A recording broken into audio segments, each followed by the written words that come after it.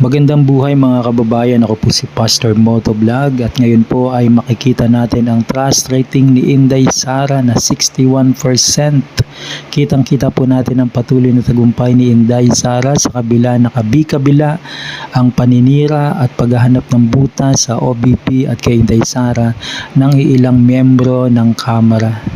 Makikita natin dito na tunay na malaki pa rin ang tiwala ng sambayanan sa kanyang kakayahan at liderato, na darama pa rin ang tunay na paglilingkod ng ating VP Inday Sara. Samantalang si Pangulong BBM ay nakakuha ng 50% at si Romualdez ay 31%.